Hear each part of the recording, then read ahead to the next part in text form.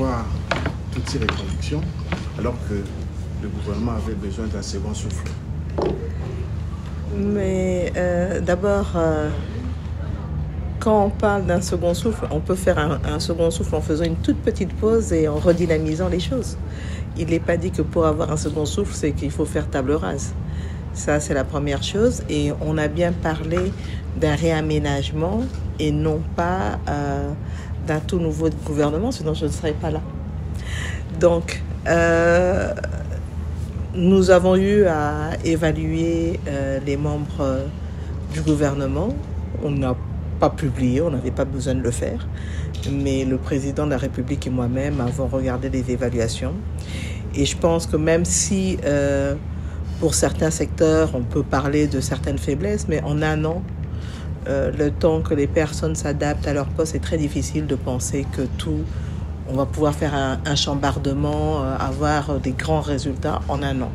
Ça, c'est une chose. Et cela, c'est juste pour dire que ceux qui sont sortis, ils ne sont pas sortis nécessairement parce qu'ils ont démérité. Loin de là. Maintenant, il y a eu un certain nombre de personnes qui sont restées. Elles le méritaient aussi. Il y a eu de nouvelles têtes. Non seulement ceux qui faisaient partie entre guillemets de l'opposition, mais on pourrait dire de la douce opposition, qui ont bien voulu rejoindre le gouvernement pour relever les défis du développement dans notre pays. Mais ce que nous avons fait, c'est de nous assurer que tous les regroupements politiques de la majorité étaient représentés et aussi assurer que nous avons au moins un ministre de chaque province ou représentant de la province. Ça, pour Kinshasa, en tout cas, ce sont au moins des élus de Kinshasa. Mais sinon, on a au moins un élu de chaque province. Ce qui avait été un peu décrié lors du premier gouvernement donc de Souminois 1. Et au niveau de regroupement politique aussi, tout regroupement politique qui avait au moins 10 députés s'est retrouvé dans le gouvernement. Je pense que c'est pour ça aussi. Nous avons respecté ce que dit la Constitution et je pense que c'est pour ça qu'il n'y a pas eu trop de bruit du côté des partis politiques cette fois-ci. Et donc voilà. Vous avez annoncé, ou plutôt le porte-parole du gouvernement a annoncé un gouvernement de compétences, d'énergie, de dévouement avec des actions et des résultats. Vous avez dit que précédemment, vous n'aviez pas publié ces résultats, même si vous aviez jaugé vos ministres. Comment le peuple va-t-il pouvoir cette fois-ci se rendre compte ou constater réellement qu'il y a eu action et résultats? Les actions et résultats au niveau de la population, c'est sur ce qui se passe sur le terrain, n'est-ce pas? Maintenant, de mon côté, pour me permettre le suivi au-delà des évaluations qui seront faites semestriellement, c'est ce qui a été indiqué. Je pense que vous avez vu le compte-rendu du premier conseil de ministres de ce gouvernement et donc la communication du chef de l'État. Nous avons non seulement des feuilles de route qui avaient déjà été élaborées lors de Souminois 1, parce qu'évidemment, nous n'avons qu'un seul programme d'action du gouvernement. Nous avons commencé l'élaboration lors de Souminois 1 d'un programme, d'un compact qu'on appelait un compact résilience pour booster en fait le programme d'action du gouvernement et ce qui va nous permettre vraiment pour au moins un an de mettre un accent particulier sur les questions d'infrastructure, sur l'agriculture, parce que nous voulons absolument avoir une accélération sur l'autosuffisance alimentaire. Vous avez pu constater que cette année, la crise du maïs qui a régné les années précédentes, notamment dans le Haut-Katanga ou dans le Kasaï oriental, nous ne l'avons pas eu. simplement parce que c'est vrai, nous avons eu recours à l'importation du maïs, mais nous avons aussi eu une production locale de maïs. Donc c'est vraiment un accent sur l'agriculture que nous voulons avoir. Nous allons travailler dans le cadre du PDL pour commencer, j'ai parlé d'infrastructure, reprendre le travail avec les routes de desserte agricole, mais les routes provinciales aussi, question de pouvoir assurer une fois que les agriculteurs ont produit, on peut avoir des voies d'évacuation pour les produits.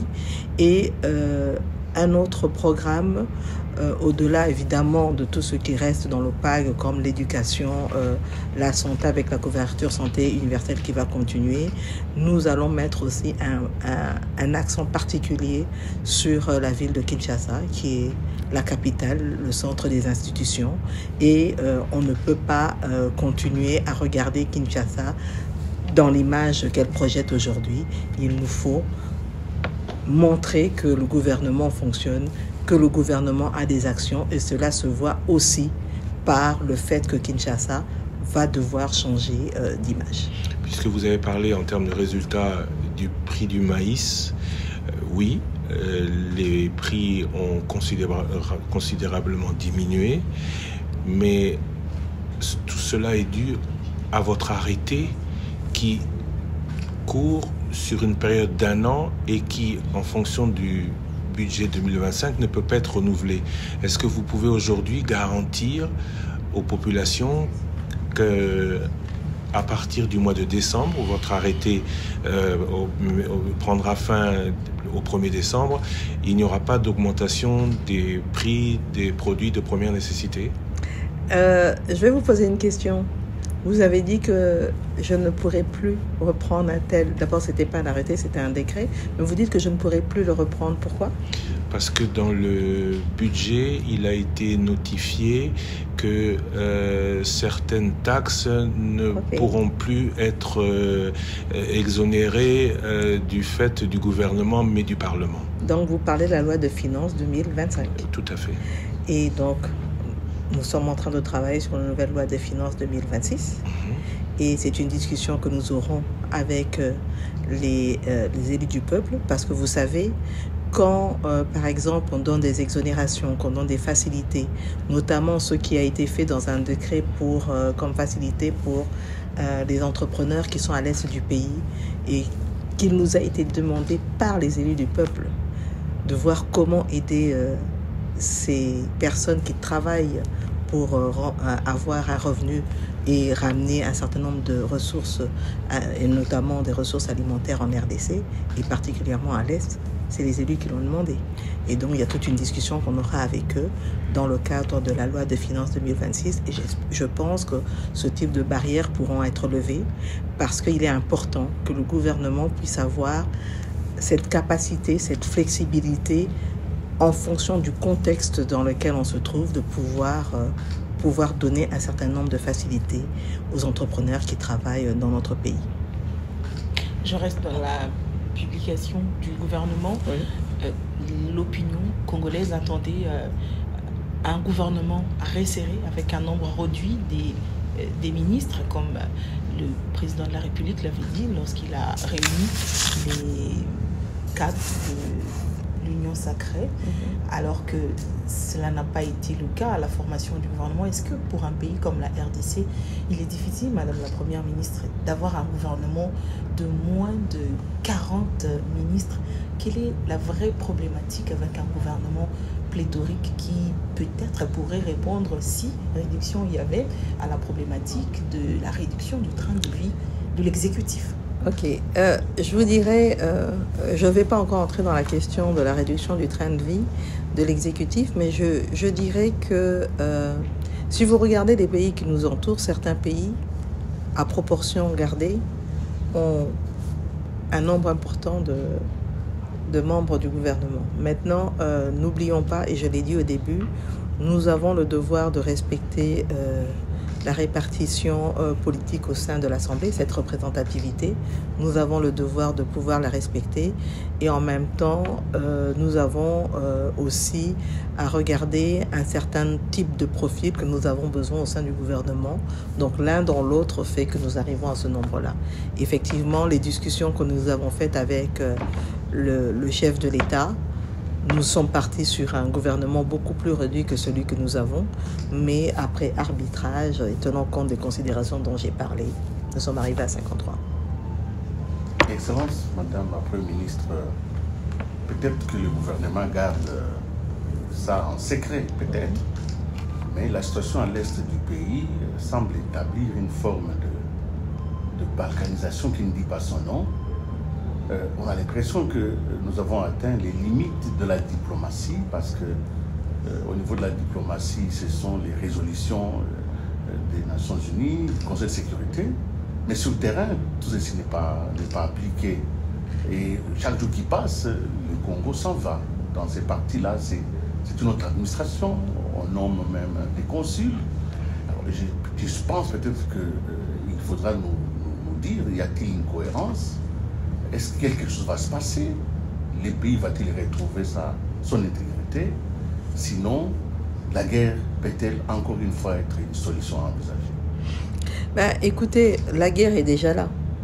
Sinon, ce qui se passe sur les terrains, tout le combat à l'Est, c'est une guerre, non? On est supposé être dans une...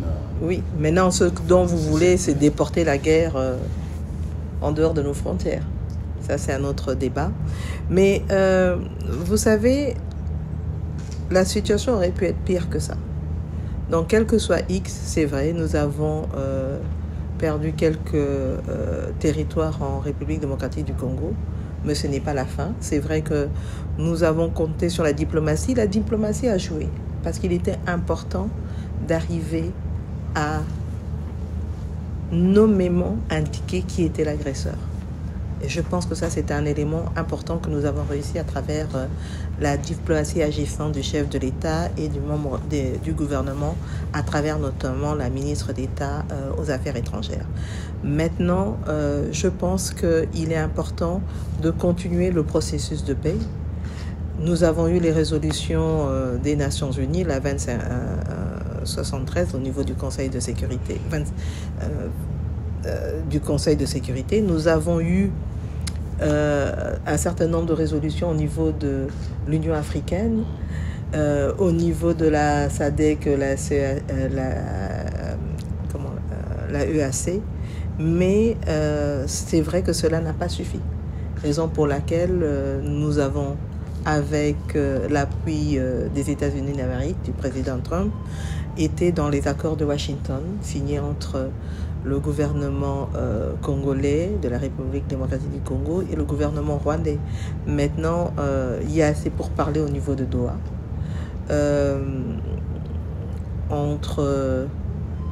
Avec l'AFC M23, c'est juste de pouvoir s'assurer et de noter que, quel que soit X, le gouvernement de la République démocratique du Congo tient à l'intégrité de son territoire et à sa souveraineté. Et c'est vers ça qu'on va aller. Et normalement, on devrait bientôt aller, je l'espère, vers une rencontre des deux chefs d'État, le président Tshisekedi et le président Kagame à Washington. Mais cela va se faire, évidemment, sous un certain nombre de conditions dont je n'ai pas à parler ici pour le moment. Et quelles sont les missions premières de cette équipe réaménagée que vous dirigez depuis? Vous savez, le programme d'action du gouvernement reste le même, puisque le Premier ministre n'a pas changé, le Premier ministre que je suis. Mais comme je l'ai dit, je vous ai parlé du compact résilience que nous avons mis en place, qui avait déjà été adopté en Conseil des ministres, mais que nous allons maintenant mettre en œuvre avec l'équipe Souminois 2. Et pour nous, c'est vraiment s'assurer d'aller vers des résultats maintenant. L'équipe n'a pas beaucoup changé, donc ça veut dire qu'il n'y aura pas ce temps d'adaptation qu'on a eu lors de la première équipe gouvernementale. Ça, c'est un élément positif, parce que quand vous changez de gouvernement Si vous voulez le changer dans son entièreté, il faut donner aussi la possibilité à ces personnes qui arrivent de pouvoir s'adapter. Et l'adaptation, ça prend du temps. Vous écoutez votre peuple souvent, Madame la Première ministre? J'écoute. Et tous les jours, j'écoute la radio. Votre nouvelle équipe gouvernementale? Bon, il y a des gens qui sont heureux, il y a des gens qui sont positifs. Quelques-uns ne le sont peut-être pas. Mais bon, il faut laisser le temps à cette équipe de faire le travail, de prouver de quoi ils sont capables. Madame, vous avez rencontré le Premier ministre japonais. Nous sommes ici à Yokohama, pour la TICAD 9. On a l'impression que le Congo, peut-être que j'ai toujours eu cette impression, dans son administration, a mis les grands paquets aujourd'hui pour être cohérent, pour être à la page du défi. Qu'est-ce que le Japon est prêt à faire réellement pour le Congo? Ou sinon, par rapport à ce que vous avez gagné là-bas, qu'est-ce que vous ramenez dans votre escarcelle? Écoutez, déjà ça, nous avons gagné quand j'étais ici. Il y a quelques mois, nous avons eu à signer un accord pour l'exploitation de manganèse dans le Congo central. Et donc, nous sommes toujours en contact avec cette entreprise japonaise pour assurer que le démarrage des activités se passe correctement. Et dans ce démarrage d'activités, particulièrement pour cette exploitation de manganèse, c'est aussi une sensibilisation de la population parce que ça va être une des premières fois que nous allons exploiter des minerais dans le Congo central. Et il faut sensibiliser la population pour qu'elle comprenne que ça ne va pas se faire en défaveur de la population, mais au contraire, cela va jouer vraiment en avantage pour cette population qui pourra bénéficier de l'emploi, qui pourra bénéficier de formation professionnelle pour être recrutée pour des métiers particuliers dans ces entreprises. Mais il va y avoir aussi un certain nombre de travail ou d'avantages d'intérêt collectif qui vont être apportés. Hier, il y a eu la signature d'un MOU entre une organisation gouvernementale japonaise qui travaille notamment dans le secteur minier et énergétique avec la GECAMIN. C'est un MOU qui va permettre aussi de voir comment les Japonais vont pouvoir travailler en République démocratique du Congo dans le secteur minier. Vous savez, actuellement, au niveau du secteur minier, quand on regarde au niveau du cadastre minier toutes les parcelles minières qui sont disponibles, aujourd'hui, il n'y a que 15% qui ont été octroyés, malgré ce que les gens ont tendance à penser. C'est ça la réalité. Et donc, il y a encore de l'espace. Mais le plus important aujourd'hui, c'est qu'avec le Japon, nous pouvons aussi élargir notre partenariat, le diversifier, parce que c'est ce que nous recherchons. Et le mot d'ordre que nous avons, ce que nous disons à nos partenaires japonais, c'est que si vous venez, par exemple, pour les mines, nous voulons travailler avec vous dans un partenariat gagnant-gagnant en allant vers la transformation des minerais en République démocratique du Congo. Et c'est dans ce cadre-là que nous pourrons créer encore plus d'emplois. Autre chose, il y a aussi l'expérience que nous pouvons tirer, notamment du Japon, tant en termes d'agriculture, tant en termes de formation professionnelle, parce que nous avons eu à rencontrer, et je pense que vous l'avez vu aussi, le développement qu'ils ont en termes de nouvelles technologies de l'information ou bien d'intelligence artificielle. Il ne faut pas voir l'intelligence artificielle seulement du mauvais côté, parce que ça peut jouer aussi des tours, et nous avons eu à le constater en République démocratique du Congo, mais il faut vraiment regarder comment nous allons pouvoir tirer profit de cette expérience qu'ont les Japonais pour pouvoir mieux développer notre pays. Aujourd'hui, je viens de visiter un certain nombre de stands dans le cadre de la TICAD d'entreprises japonaises. On a vu certaines qui viennent avec un certain nombre de produits qui peuvent nous aider dans l'agriculture en nous permettant d'aller chercher de l'eau profondément et pouvoir irriguer les champs. Nous avons vu des nouvelles méthodes ou des mécanismes beaucoup plus faciles pour éradiquer par exemple la malaria, etc. Donc ils ont beaucoup d'atouts dans le développement d'outils, de méthodes qui permettraient de nous avantager aujourd'hui en RDC. Nous avons discuté avec que ce soit le patronat japonais tout à l'heure ou le Premier ministre sur la possibilité d'avoir une mission économique dans les prochains jours. Et donc tout ça, ça permettrait vraiment d'avoir des développements. Demain, par exemple, nous aurons encore un autre accord qui sera signé entre une start-up qui travaille dans la télédétection et le service national géologique. Donc, il y a pas mal aujourd'hui d'actions qui sont en train d'être menées pour assurer la venue d'investisseurs japonais en République démocratique du Congo. Et c'est grâce au secteur privé, comme on a l'habitude de le dire avec le chef de l'État, que nous allons pouvoir créer le total des 6 millions d'emplois recherche. Madame la Première ministre, vous parlez des mines, les Japonais pourraient venir investir dans le secteur, mais quand on parle mines, on parle énergie. Et est-ce que vous avez pu prendre quelque chose pour le secteur énergétique? Et en deuxième lieu, sur le plan de l'innovation, qu'est-ce que vous ramenez au pays? En tout cas, dans les discussions que nous avons eues, que ce soit au niveau du Premier ministre ou que nous allons aussi avoir demain avec JICA, l'agence de coopération japonaise, il y a le programme INGA, dans lequel le Japon est vraiment intéressé. Vous savez, nous avons relancé ce programme avec la Banque mondiale, où nous allons travailler sur INGA 3, mais c'est un programme aujourd'hui qui est vu non pas seulement pour pouvoir produire de l'électricité et le ramener au Katanga où il y a une production minière, mais vraiment comment on va pouvoir donner non seulement de l'électricité aux populations qui sont dans le Congo central, mais aussi travailler sur la relance au niveau communautaire du Congo central, mais aussi de toutes les communautés sur lesquelles vont pouvoir passer les fils électriques, comme on a l'habitude de le dire. Et donc ce programme dans son ensemble est un boost que nous allons avoir en République démocratique du Congo, mais en même temps, dans les discussions que nous avons déjà eues avec la Banque mondiale, c'est de voir, en attendant de pouvoir avoir la réalisation du programme INGA, parce que la finalisation des études ainsi que les études environnementales et le démarrage des travaux, dès qu'on a l'ensemble des financements, peut prendre une dizaine d'années, si pas plus. C'est de travailler à des solutions alternatives d'électrification du pays, parce que ça permettrait justement de booster le développement à travers l'industrialisation ou d'autres activités économiques. Nous sommes ici au Japon.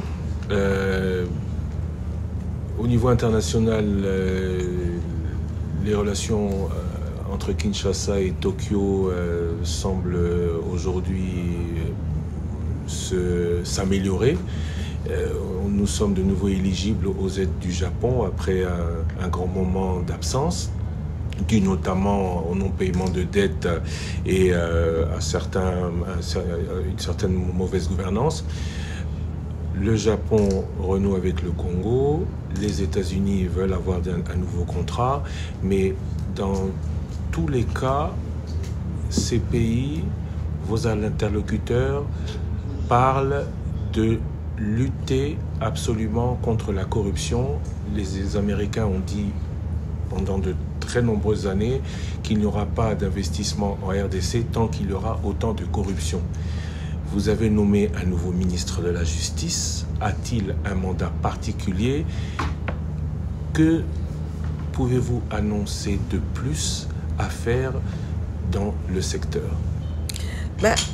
Vous savez, quand on parle d'investissement, que ce soit avec les Américains ou avec les Japonais ou tout autre partenaire, puisque nous parlons de diversification de notre partenariat, on parle de l'amélioration du climat des affaires. C'est pas quelque chose de nouveau dont on parle, c'est quelque chose qui revient. On a notre plan d'action à ce niveau-là, avec un certain nombre de réformes à mener. Et dans ces réformes, il y a notamment, évidemment, la nécessité de donner des garanties sur la sécurité judiciaire et juridique des entreprises qui travaillent en RDC, que ce soit des Congolaises ou des étrangères.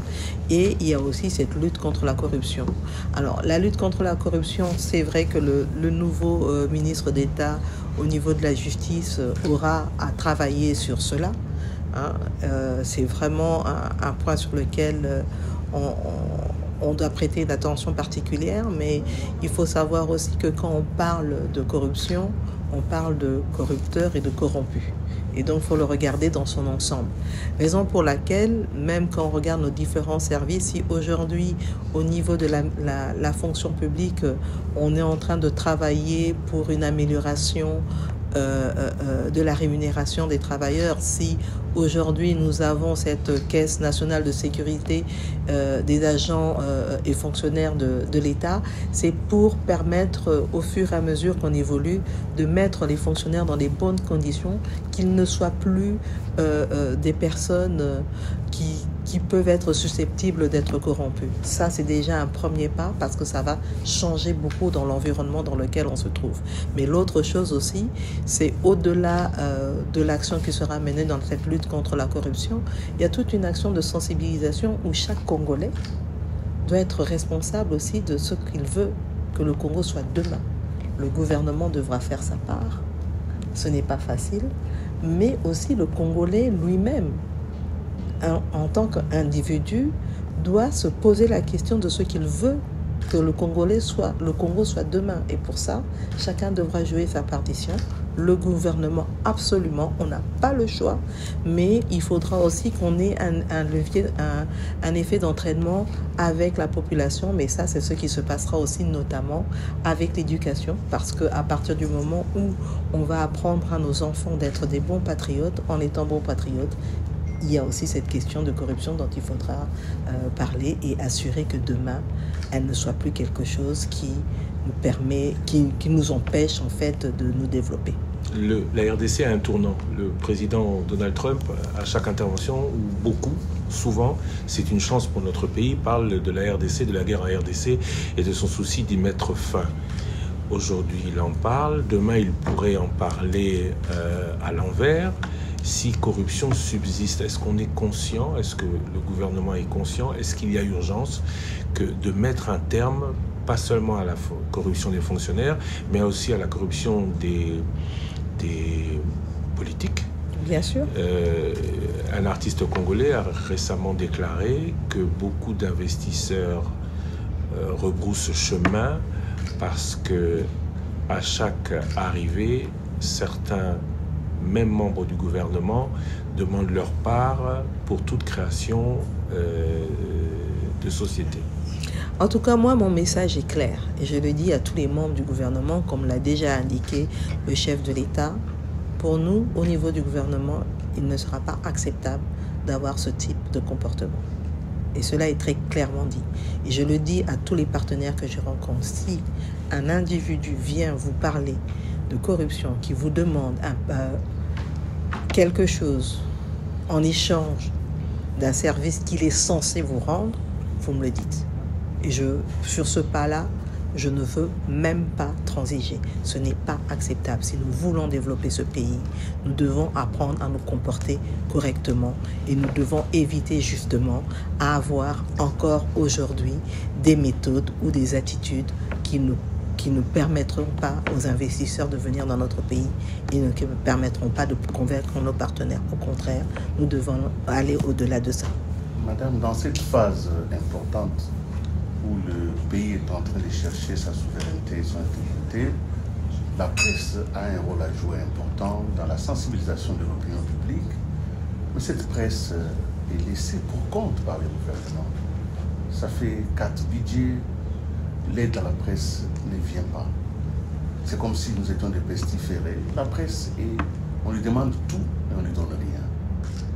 Peut-être qu'il y a des choses qui se font. Encore une fois, il faudra nous les informer.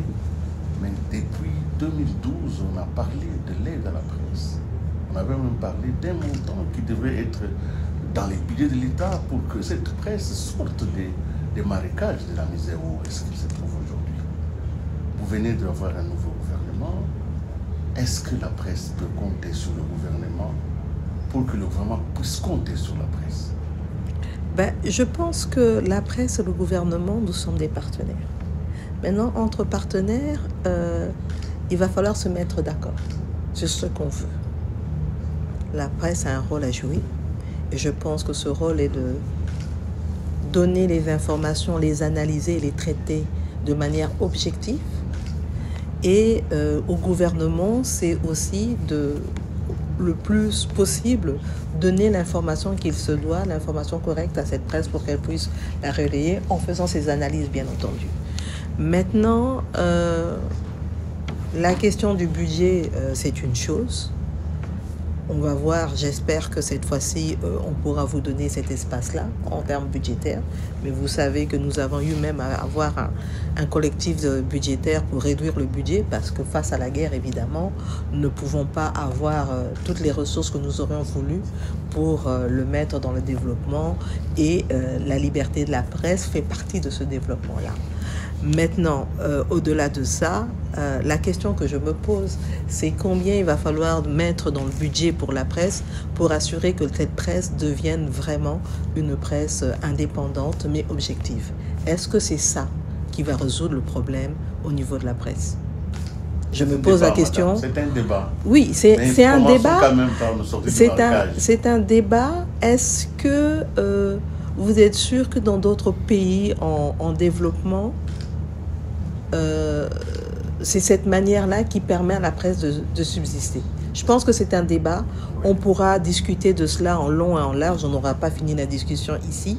Autant je dis, travaillons pour qu'on puisse assurer, mais maintenant, il ne faudrait pas qu'une fois qu'on met une ligne de crédit, que ça devienne tout un débat au niveau de la presse, qui aura et qui n'aura pas, etc. Parce que là aussi, il faut que la presse puisse être organisée de telle manière que demain, ce ne soit pas une lutte fratricide au sein de la presse. Mais en même temps, à nous de voir maintenant en tant que gouvernement comment nous pouvons accompagner cette presse sans pour autant donner l'impression que nous l'achetons, mais plutôt que nous travaillons en parfaite collaboration en tant que partenaires qui se respectent. Il vous reste 15 minutes. Ah, encore.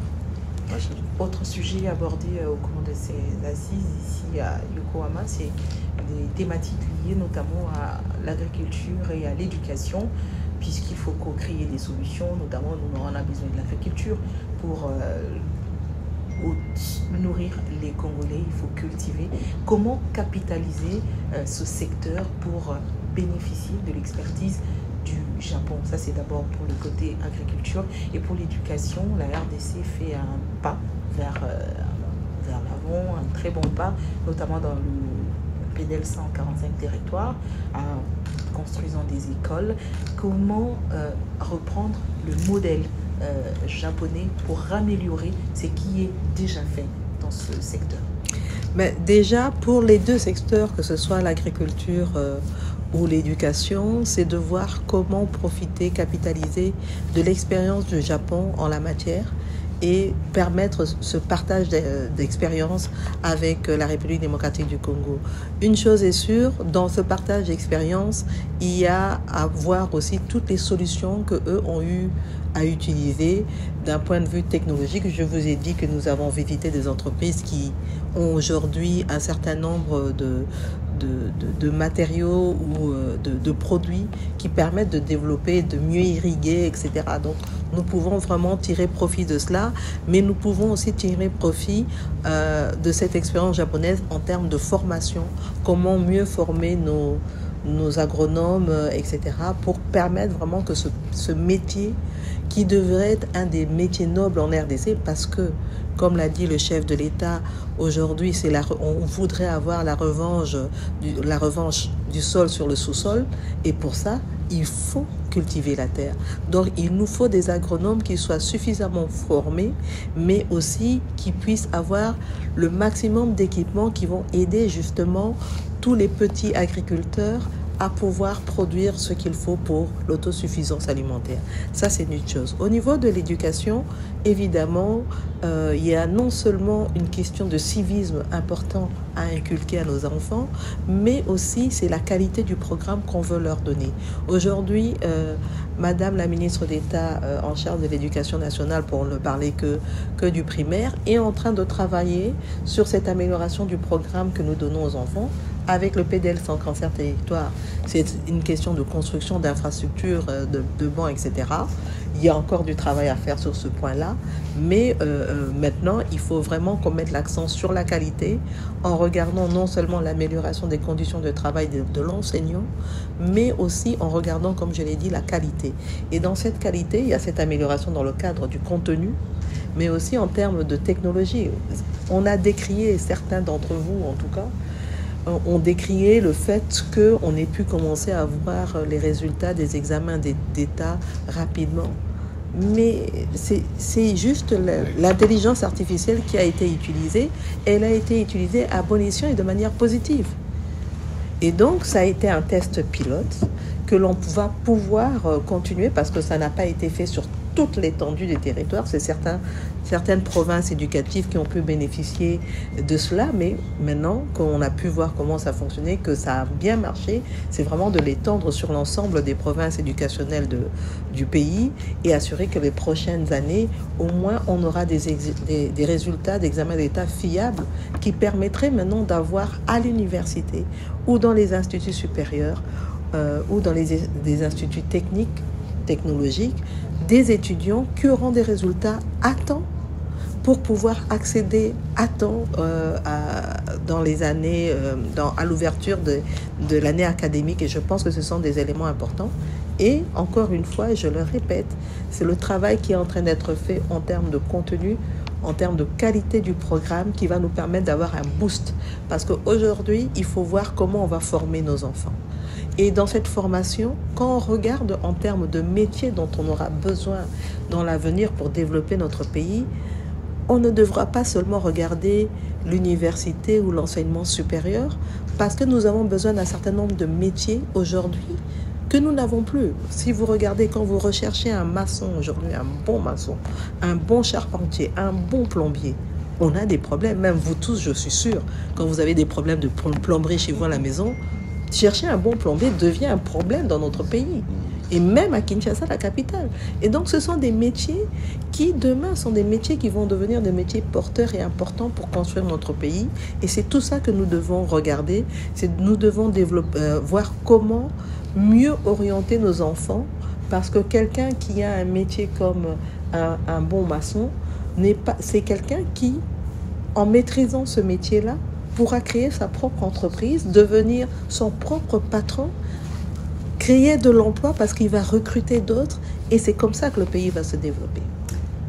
Au Japon, la moisson a été abondante pour vous en termes de rencontres de haut niveau, du concret dans la consolidation de la paix en République démocratique du Congo, au-delà des relations bilatérales entre les pays que vous avez rencontrés au travers de leurs chefs d'État et de gouvernement. Bien sûr, j'en ai rencontré quelques-uns, notamment, je n'ai pas eu le temps d'avoir une longue discussion avec le Togo qui est facilitateur dans le cadre du processus de paix, juste pour une question d'agenda, mais nous avons eu à échanger quelques instants. J'ai échangé avec d'autres pays, notamment l'Égypte, la Côte d'Ivoire ou d'autres, mais le plus important aujourd'hui, c'est que, tout le monde reconnaît la souveraineté de la République démocratique du Congo. Tout le monde est d'accord pour le respect de l'intégrité territoriale de notre pays. Ça, il n'y a même pas à discuter sur ça. Et donc, en partant sur cette base est importante. Je pense qu'à partir de là, on a suffisamment de soutien pour assurer que dans ce processus de paix dans lequel nous sommes aujourd'hui, nous pourrons arriver avec le soutien des uns et des autres, arriver à effectivement avoir la paix, parce que sans la paix, nous n'aurons pas le développement que nous voulons à toutes les échelles de notre pays. Madame, on dit que le pouvoir change les gens. Le pouvoir change. Vous êtes la première femme Premier ministre de notre République. Vous exercez maintenant plus d'une année. Qu'est-ce qui a changé en vous? Vous avez une autre vision? Vous avez une autre façon de voir les choses? Parce que vous êtes resté très, très, très placide. Rester placide. Je pense que chez nous, le problème, c'est qu'on veut toujours voir les gens parler. Et c'est peut-être ça le problème. C'est vrai, c'est peut-être une déformation que j'ai, parce qu'en ayant travaillé dans les organismes internationaux, on a l'habitude d'avoir une certaine neutralité, d'être silencieux, etc. Et c'est peut-être ça mon défaut, de ne pas pouvoir m'exprimer autant que les gens le veulent, n'est-ce pas, Monsieur Lusakwenu, qui n'arrête pas. Mais bon, j'ai beaucoup résisté.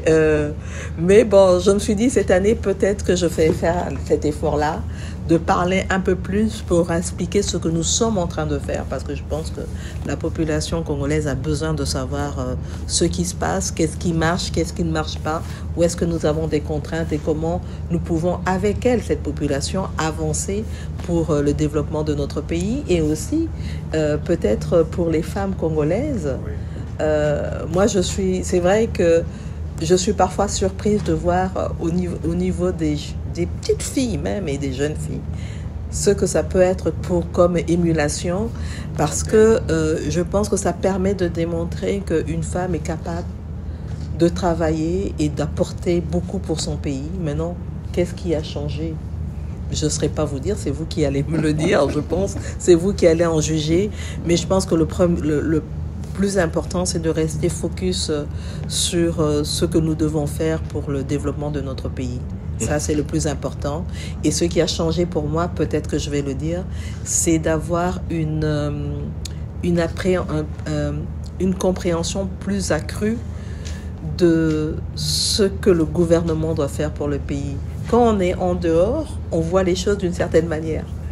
Peut-être qu'un jour, qui sait, l'un d'entre vous sera dans le gouvernement ou dans un gouvernement, et peut-être que vous verrez les choses complètement différemment parce que vous êtes à l'intérieur. Vous avez parlé des contraintes. À Washington, on attend les résultats. De Doha, le ministre belge des Affaires étrangères nous apprend que le président n'est pas satisfait. On ne sait pas si le dialogue sera de la présidence, des églises ou de la communauté internationale.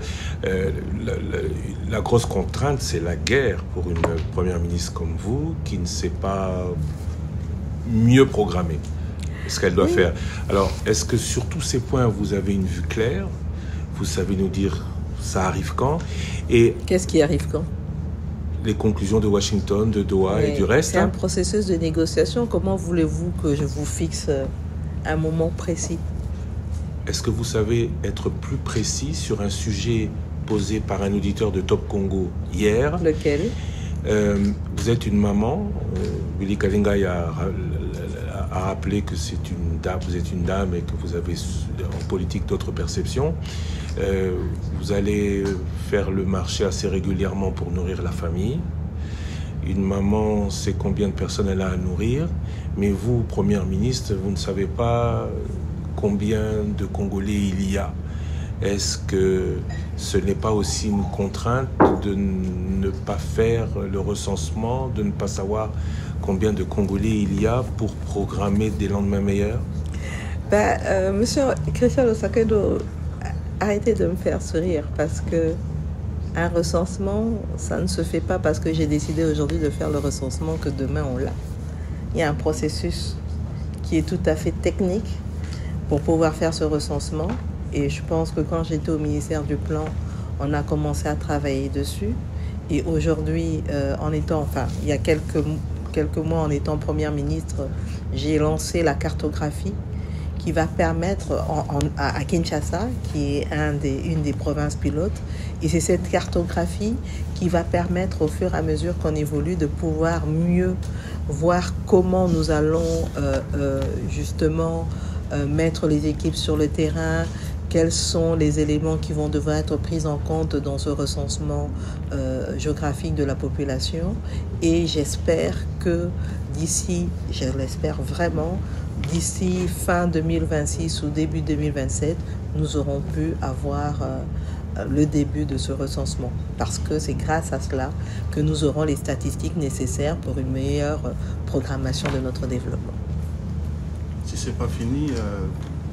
il vous reste 5 minutes. Oui, heureusement. Madame, vous avez évité la question de la réduction du train de vue des institutions de l'État. Et moi, je voudrais y revenir. Les statistiques inquiètent. À quand cette réduction du train de vie de l'État? Mais la réduction du train de vie, nous l'avons déjà. Vous savez, moi, en tant que Première ministre, tous mes frais sont coupés de 30%. Tout ce que le Trésor public débourse pour moi, c'est moins 30%. Et je ne suis pas la seule. Tous les autres ministres, tous les membres du gouvernement, à commencer par ainsi que le chef de l'État, nous sommes concernés par ça. Donc, ce n'est pas quelque chose qu'on lance juste comme ça, comme un slogan, c'est quelque chose qu'on applique. Et cette réduction du train de vie, nous essayons de voir au niveau vraiment de la réduction des dépenses, comment le faire. Parce que vous savez, avec cette guerre, M. Christian Lousaké nous l'a abordé, nous n'avons pas pu investir dans le développement comme nous voulions le faire. Parce qu'il y a quand même toute une partie de nos recettes qui vont dans les aspects sécuritaires. Et donc, ça veut dire que nous devons aussi faire un arbitrage dans les différentes dépenses que nous avons, dans les différentes missions qui doivent être menées, particulièrement les missions à l'extérieur. Vous savez, il y a des ministres qui partent en mission parce que aussi le financement n'est pas nécessairement du trésor public. Les gens ne le savent pas nécessairement, on ne le crie pas nécessairement sur tous les toits. Donc il y a quand même un regard que nous adressons particulièrement à cette question des dépenses au niveau de l'État, comment les réduire le plus. On a par exemple interrompu l'année passée tout achat de véhicules. Même moi en tant que première ministre, j'ai pris les véhicules de mon prédécesseur. Je n'en ai pas racheté d'autres. Donc il y a quand même un certain nombre de dépenses qu'on a arrêtées compte tenu de la situation, et nous sommes en train de continuer à analyser la question et essayer de voir où est-ce que nous pouvons faire de coupes pour gagner un peu plus d'argent qui pourra être alloué à autre chose. Mais comme je l'ai dit en début d'interview, j'ai parlé du Compact Résilience qui est en fait un programme accélérateur pour le programme d'action du gouvernement qui va nous permettre de mieux mettre l'accent sur les infrastructures, sur l'agriculture et pouvoir pousser au moins que dans ces secteurs-là, qui sont des secteurs porteurs, on puisse arriver à des résultats concrets d'ici un an. Et j'espère que d'ici un an, dans un an, on pourra se revoir et vous m'en direz plus. Au début de cet entretien, on a parlé de corruption. Peut-être que ce sera ma dernière question, Madame la Première ministre. On attend beaucoup des sanctions pour que finalement on arrive à réduire ce pourcentage de la corruption de la part de ceux qui gouvernent en République démocratique du Congo. Pourquoi les sanctions tardent-elles ? Bon, écoutez, c'est sûr qu'il va falloir travailler sur les sanctions au niveau administratif, quand je parle par exemple des agents fonctionnaires de l'État, mais il y a aussi la sanction qui doit venir du côté judiciaire et tenant compte de l'indépendance de la justice. Moi, je ne peux pas aller imposer à un magistrat ou à un juge une décision, mais il y a quand même des discussions que nous avons en interinstitutionnel avec notamment le président du Conseil supérieur de la magistrature qui nous permet de voir, et même avec les autres membres du Conseil supérieur de la magistrature, pour discuter et voir comment eux aussi à leur niveau, ils peuvent vraiment amener les magistrats, les juges à prendre les décisions qu'il faut pour apporter un certain nombre de sanctions par rapport à cette problématique de la corruption dans notre pays.